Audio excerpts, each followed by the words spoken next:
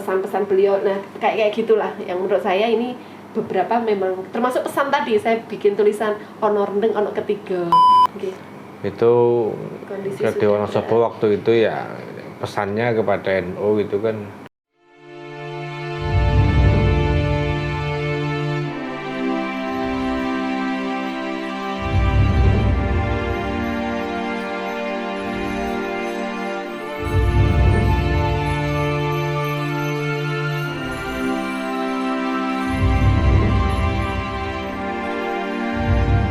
Sekarang saya akan masuk ke Neng Tuti ini. Nah, itu silakan bukunya ditanya luar banyak-banyak. biasa. Saya ingin cerita gimana akhirnya punya ilham bikin buku ini.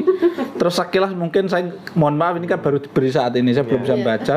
Mungkin Neng Tuti bisa cerita dari buku ini yang mungkin agak spesial, yang harus dibaca, yang harus dianukan apa kira-kira. Iya. Jadi kalau buku ini sebetulnya idenya sudah lama Pak, sudah 2017an. Jadi maunya sih di launchingnya pas hallnya Yesahal ketiga. Cuma ya kayak gitulah prosesnya karena.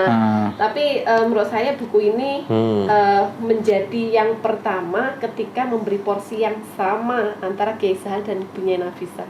Oh, beliau berdua ya. Iya, kalau mungkin. Dan ini orang yang setiap hari mendampingi kan beda. Kalau orang sama-sama mendampingi beda Mas Zain. Oh gitu ya. Ya, kalau saya sama Abah sendiri kalau tanya itu paling jawabnya 1-2. Ya. Gitu kan.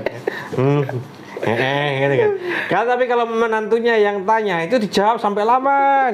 Dari maghrib sampai isya dijawab. Dia bawa catatan itu. Ya saya memang ketika istilahnya menikah ya. Ketika pertama saat pertama ngobrol gitu kan ditinggal sama beliaunya ini. Ini ngobrol apa karena sama Kiai Sahal ini. Kiai Sahal itu kan memang terkenal tidak banyak. Ada kan bicara beliau. Itu saya ternyata beruntung karena sebelumnya kan sudah membaca beliau di Kompas, ada wawancara riset dulu lah, riset dulu jadi mantu tuh riset dulu. Nah, ketika pertemuan pertama itu ternyata itu pertemuan pertama Gus Rosin apa Kiai Sahal? Kita setelah menikah dengan mertua begitu.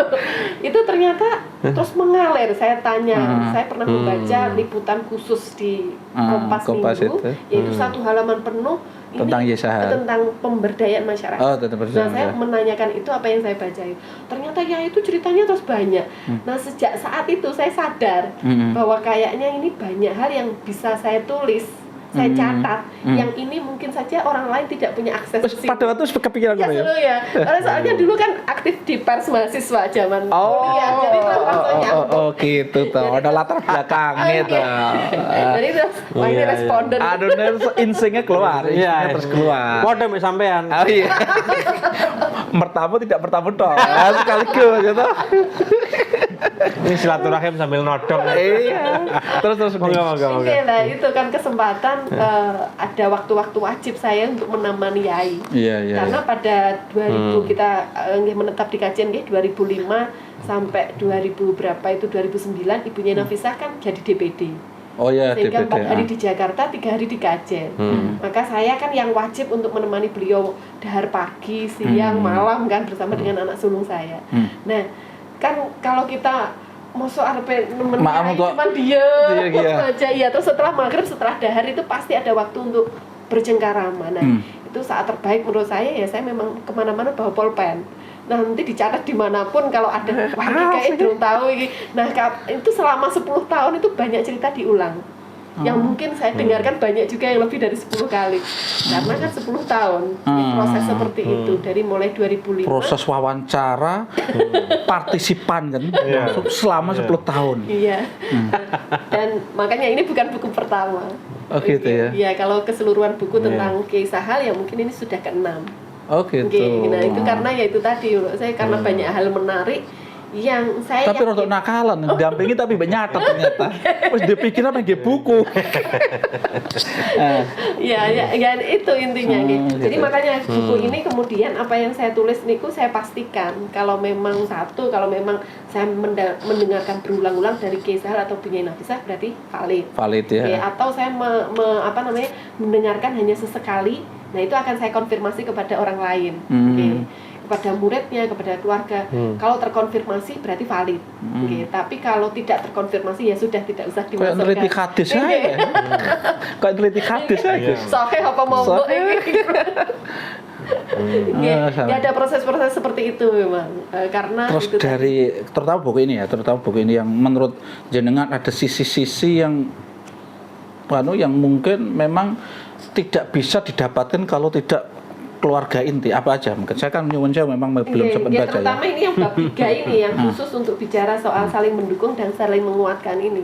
Oh, ini cerita tentang artinya kan soal perasaan ini ya. Ini tidak cerita kepada anak, kemudian bagaimana membangun relasi suami istri yang saling menginspirasi. Orang kan tidak banyak nih kok. Ini pribadi betul, ini keluarga, ya. Terus, berapa tadi nih? Bab 3 dan 4 ini.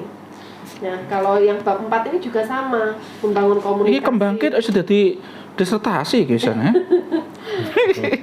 Termasuk ini bagaimana kemudian hubungan beliau dengan cucu-cucunya. Bagaimana memberikan penghargaan, termasuk sebetulnya terus ini pesan-pesan beliau. Nah, kayak gitulah yang menurut saya ini beberapa memang termasuk pesan tadi saya bikin tulisan ono rendeng ono ketiga. Nah, itu yang lebih dari 10 kali saya dengar dari Kiai Sahal sendiri. Bagaimana beliau mendapatkan surat dari Mbah Dullah dengan sangu yang berkurang dari biasanya. Catatannya disertai ono rendeng ono ketiga. Nah, itu berarti ya kan tidak semua orang tahu itu. Tidak semua orang tahu. Nah, saya itu dulu beberapa memang di dalam buku ini itu ada yang sudah pernah. Jadi saya jadi Pak Zaini. Semenjak Kiai Sahal wafat, saya itu mewajibkan diri saya setiap haul Kiai Sahal itu bikin status agak panjang di Facebook. Oh, gitu. Facebooknya apa? Kok udah ngikut di follower ya aku. Itu banyak kemudian nanti diambil oleh media-media online. Seperti online, alif.id, pesantren.id itu memang banyak. Mereka biasanya ini saya share di media online ini tidak apa-apa. Nah, itu beberapa kemudian ada yang saya masukkan di sini juga. Itu karena itu tadi untuk ya kan biar ingatan itu juga nggak hilang. Sekarang kita bicara bicara substansi kontennya. Coba nanti kan tadi cerita coba apa di antara mungkin bagaimana Yisal dengan cucu, bagaimana Yisal dengan tadi kan membangun hubungan. Itu kan saya belum baca, mohon maaf. Jadi jangan ceritakan yang belum kalau mau kan nanti cari bukunya kan, kalau mau lebih detail mungkin kurang lebih yang Ya kalau di sini misalkan bagaimana relasi suami istri yang saling menginspirasi. Misalkan di sini saya ceritakan bahwa semenjak awal menikah itu kan dalam kondisi Kiai Sahal bukan lulusan perguruan tinggi, sementara ibunya Nafisah belum menyelesaikan kuliah di Jogja.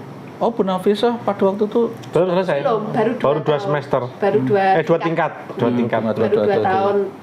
Nah, kemudian diangkat nikahkan, tapi pada saat itu juga Kiai Sahal itu memberi kesempatan istrinya untuk menyelesaikan. Jadi LDR 2 tahun. Tahun itu loh. Tahun 66 itu. 6 tahun 66 loh. Enggak ada WA-an, enggak ada ya komunikasi betul-betul putus kan. Loh, tahun itu di mana perempuan pesantren itu belum banyak yang kuliah. Oh, iya benar. Iya kan, dan laki-laki pesantren itu ya kan masih kalau sudah nikah ya berarti wajib untuk ikut suaminya, dan suaminya mewajibkan kan. Nah, waktu itu Kiai Sahal sudah berkorban sedemikian rupa memberikan kesempatan kepada tetap istri menyelesaikan. Oh, berarti ini open mind kan berarti. Dan beliau bukan lulusan perguruan tinggi loh. Iya. Artinya kalau umumnya pada waktu itu mindset keluarga pesantren nggak mungkin, kemungkinan kecil seperti nggak mungkin itu ya. Orang sekolah tengah-tengah sekolah dinikahkan, dicabut saat itu juga kan ya, umumnya kan begitu. Iya. Orang kuliah juga masih jarang. Iya. Nah, itu yang di sini saya cerita tentang relasi suami istri yang saling menginspirasi pertama di situ. Kemudian nanti ada terusannya, misalkan ketika sudah kesini Kiai Sahal sibuk di organisasi, ibunya Nafisah menyokong dengan penguatan ekonomi. Jadi kayak nafkah itu kan. Saya pas aku muda di sini Bu Nafis tuh sempat punya toko di Tayu Gus ya. Bukan di Tayu, di depan Di depan. Ini, di depan apa namanya pom bensin. Bukan Tayu, toko Bukan. baju kalau nggak salah. Nggih, toko Iya. baju di depan pom bensin. Waduh saya Gus. Nggih. Aku berarti niru Bu Nafis aku. Beliau memang dagang. Jadi Aku ingat kok mulai itu membuat dagang, ya. streaming, berdagang. Pokoknya beliau sampai nah, uniknya Kiai Sahal begitu ngerti bahwa istrinya itu dagang. Kiai Sahal itu kemudian ingin menyokong istrinya Menyokong, ya. dengan cara menjual sepeda satu-satunya yang dimiliki. Untuk modal. Untuk modal istrinya membeli mesin jahit. Oke, dan itu kan berarti ada upaya untuk terus saling mengerti, saling mendukung. Ya kan ada kalanya Kiai Sahal mungkin tidak bisa sesempurna ibaratnya nafkah yang diharapkan, tapi di sisi lain beliau juga sangat menyokong bagaimana ketika istrinya ini berinisiatif untuk membangun ekonomi keluarga. Kiai Sahal itu menikah, pulang ke sini itu belum punya rumah loh. Pulang ke sini berarti sempat di Jombang berarti? Enggak di sini. Enggak. Kok bahasanya kok pulang ke sini? Iya pulang ke kajian maksudnya. Boyong ke kajian itu dari Sarang. Mondok. Oh, boyong dari Mondok, nikah, bukan iya. dulu sempat tinggal di. Oh tidak. Itu nggak punya rumah loh. Rumahnya itu masih ikut Mbah Pat, tahu Mbah Pat? Kayaknya Nyoman Sewu. Nah, Isa sendiri dengan Mbah Mahfud tuh saudaranya siapa? Dan putranya Mbah Mahfud tuh Isa. Ada banyak. Tidak sendirian Isa. Tidak sendirian, tapi yang di sini kan hanya Kiai Sahal. Oh gitu. Terus tadi di mana sempat Ke Mbah Pat, tahu Mbah Pat? Mbah Pat itu salah satu istrinya Mbah Salam. Kalau jenengan di sini tahun 84 itu berarti Mbah Pat masih ada. Masih ada yang sekarang dalamnya Yai Minan itu. Oh, situ. Rumah gedek, kecil. Ya Mbah Pat sama Mbah Pat ya sama abah, ibu itu di situ. Di kamar-kamar kecil ya 2 meter kali 2 meter. Padahal kira-kira dugaan saya dari keluarga Bu Nafis keluarga cukup ya. Ya. Baru setelah kemudian beberapa tahun menikah baru kemudian membuat rumah di sini. Di sini. Gitu. Saya di sana. Kembali tadi berarti Bu Nafis itu putranya Kiai Fatah. Kiai Fatah itu pernah napa kali? Jadi gini. Kiai Fatah itu ibunya Nafisah itu namanya Bunyai Musyarofah. Musyarofah Bisri. Oh, berarti ipar ya berarti ya? Ya enggak, nah ibunya Bunyai Nafisah namanya Bunyai Khadijah. Bunyai Khadijah Hasbullah. Oh. Ibunya Kiai Fatah namanya Bunyai Fatimah Hasbullah. Jadi Kiai Wahab Bunyai Fatimah, Bunyai Khadijah, saudara kandung. Oh gitu. Oke. Jadi Mbah Bisri dan Mbah Wahab itu saudara ipar. Mbah Bisri Samsuri ya. Nggih, Mbah Bisri iparnya Mbah Wahab. Mbah Fatah. Mbah Fatah itu berarti ibunya dan mertuanya saudara kandungnya Mbah Wahab. Ibu gimana Neng? Ibunya Mbah Fatah. Ibunya Fatah. Sama mertua perempuannya Mbah Fatah. Saudara kandungnya Mbah Wahab Hasbullah. Oh gitu. Nah ini dalam garis di sini juga ada. Ini satu garis Mbah Wahab, Mbah Hamid nih kan. Memang anak keluarga kan masih kadang saudara. Iya. Nah itu. Aku ya semoco tapi rapal-rapal. Siapa yang kudu ngerti Gus harus tahu itu. Yo ngerti tapi rapal. Nah ini yang menarik lagi. Tadi nggih kan Bunyai Musyarofah Bisri Sansuri. Mbah Sansuri dan Mbah Mahfud itu saudara sepupu. Oh, Mbah Mahfud abai Kiai Sahal. Oh. Makanya Gus Dur itu kalau manggil Kiai Sahal dari jalur Denanya itu paman. Ibunya Nafisah apabila tidak menikah juga memanggil Kiai Sahal paman.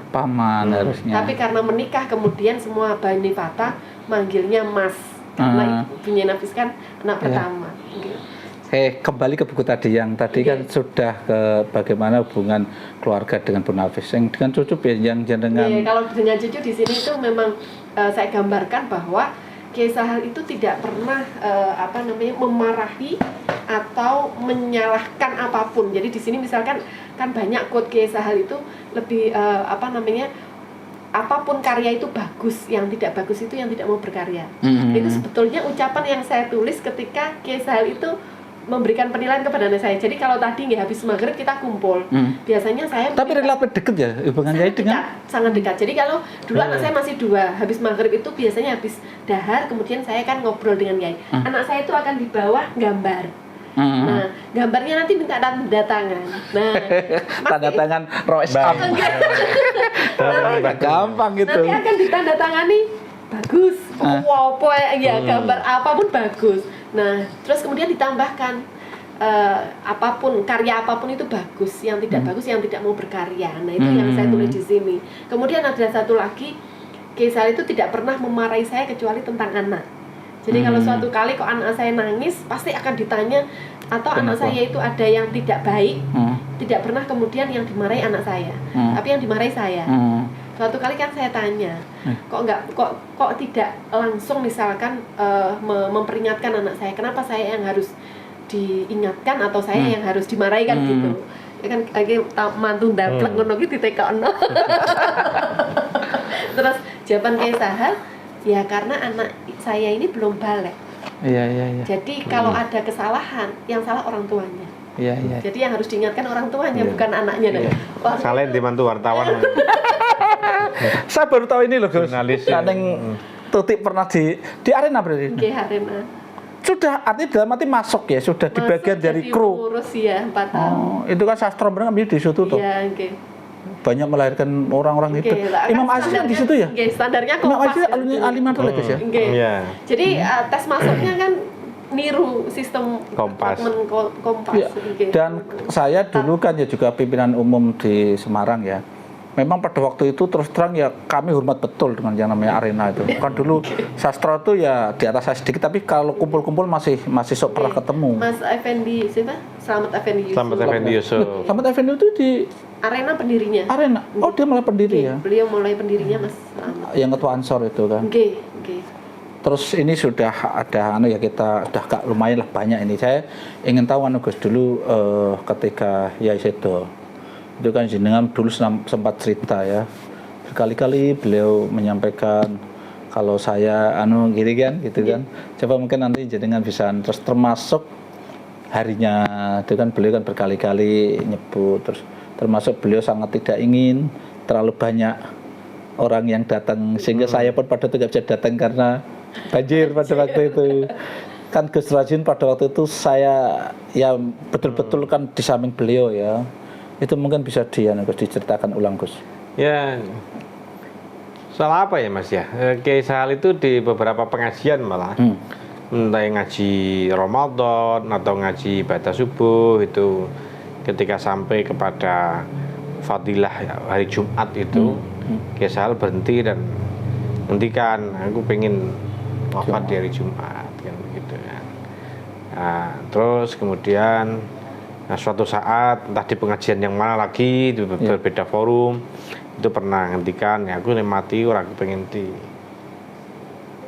tekani akeh wong gitu enggak pengen seperti orang biasa saja kayak biasa. Tapi memang saya nggak bayangkan kajian yang sekarang sedemikian padatnya kalau pada waktu tidak hujan kayak apa mikirku, artinya kan orang gampang datang ke sini. Itu saya nggak bayangkan. Artinya kalau saya melihat itu ada pengaruhnya dari Mbah Mahfud ya, karena Mbah Mahfud itu juga wasiatnya relatif sama walaupun berbeda. Mbah Mahfud itu pengen aku mati ora pengen digoleki kuburanku. Kelakon tenan sampai sekarang akhirnya sampai kan. Sekarang ya. Cuma diyakini di Ambarawa Gus ya. Tidak, ya diyakini bagi sebagian orang tapi keluarga sendiri tidak meyakini sebetulnya. Karena memegang wasiat. Ya karena itu sedang ya Gus, karena beliaunya ingin seperti itu ya. Iya. Terus kan Gus yang kaitannya ini terakhir kira-kira yang sering Gus ya Isahal pesen atau apa kaitannya dengan mungkin masyarakat secara umum, umat Islam, wabil khusus warga NU karena beliau sempat jadi Rois Am selama berapa tahun berarti Gus? Wah, mulai tahun berapa itu ya? Mulai tahun Rois Am itu mulai menggantikan Kiai Aliafi. Aliafi apa Ilyas? Kiai Ilyas ya. Kiai Ilyas kan menggantikan Kiai Ilyas di Lirboyo. Lirboyo itu berapa? Itu enggak menggantikan Kiai Ilyas di tengah jalan apa? Enggak, di Mutamar. Di Mutamar. Di Mutamar. Kiai Ilyas belum sedo berarti ya? Belum. Tahun 2000, tahun 99. 99 atau 2000? 99 di Muktamar ke-30 di Lirboyo. Kaisal terpilih. Terpilih sampai wafat ya. Oke. Jadi mulai tahun 99 sampai 2014. beliau sedo 2014. Belum selesai. Kan posisi kan Mas Yan terus digantikan Gusmus itu. Apa kira ya mungkin sering langsung tidak langsung atau mungkin kadang kan ngomong secara enggak tapi intinya yang betul-betul beliau harapkan dari warga NU khususnya ya, umat Islam lebih luas lagi. Mungkin meskipun tidak secara spesifik pesan gitu, tapi kan kadang kan terungkap ya, sering terungkap itu kan kita bisa menangkap oh ini yang beliau inginkan toh dari yang itu tapi mungkin ada sesuatu. Kalau yang menarik itu gitu, pidato terakhir di Wonosobo. Wonosobo itu.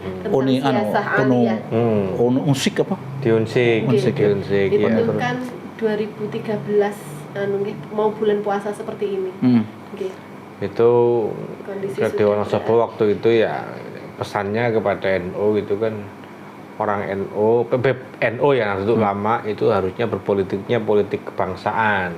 Oh ya, politik kelas, iya. Kelas itu ya, bukan politik politik ya, bukan politik praktis yang perebutan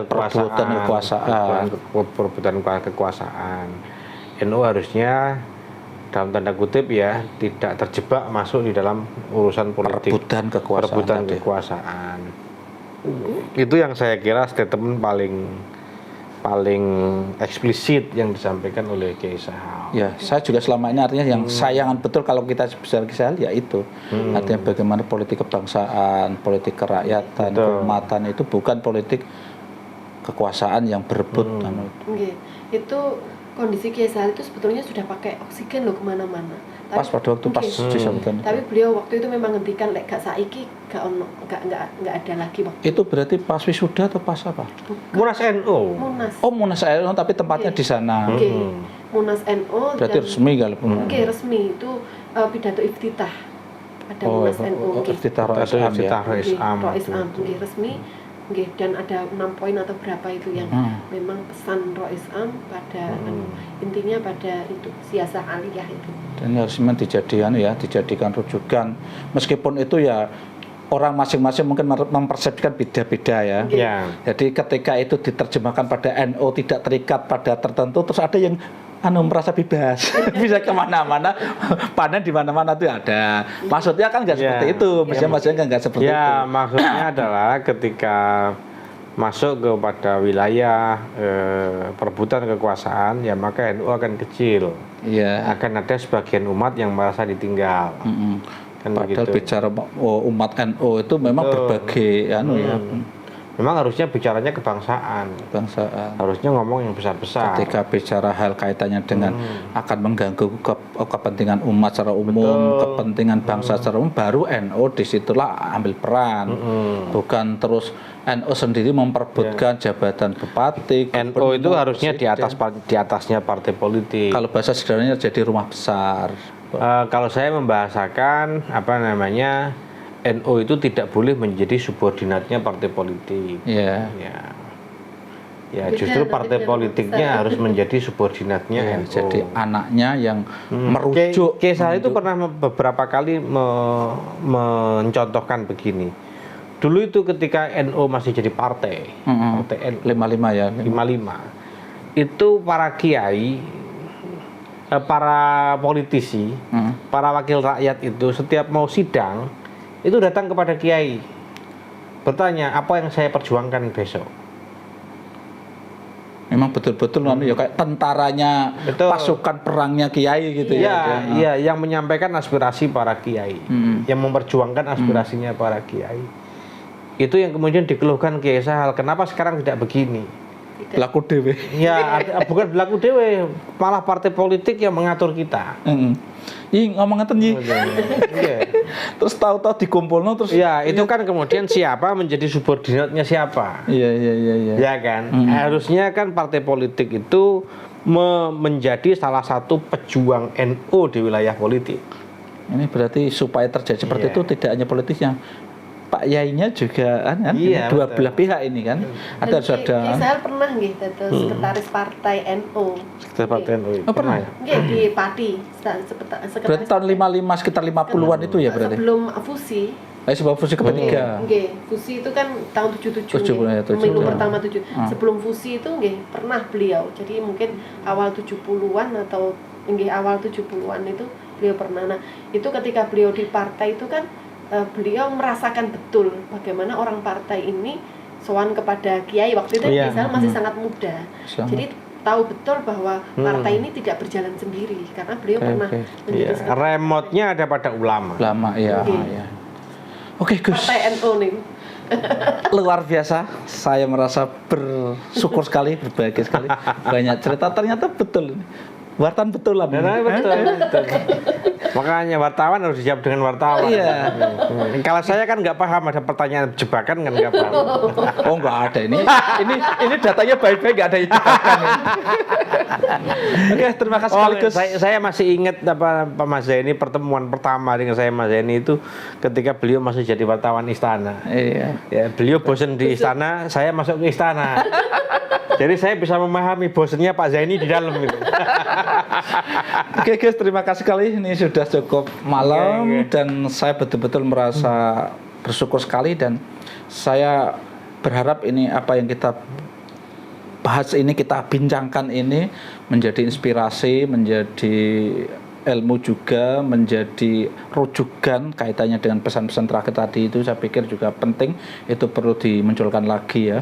Dan semoga warga NU khususnya bisa ikut merawat, ikut apa istilahnya itu kalau bisa mungkin merealisasikan itu pesan itu menjadi apa gerakan kita ketika mengelola organisasi NU, tidak terjebak pada kepentingan kecil yang ujung-ujungnya tadi rebutan kekuasaan.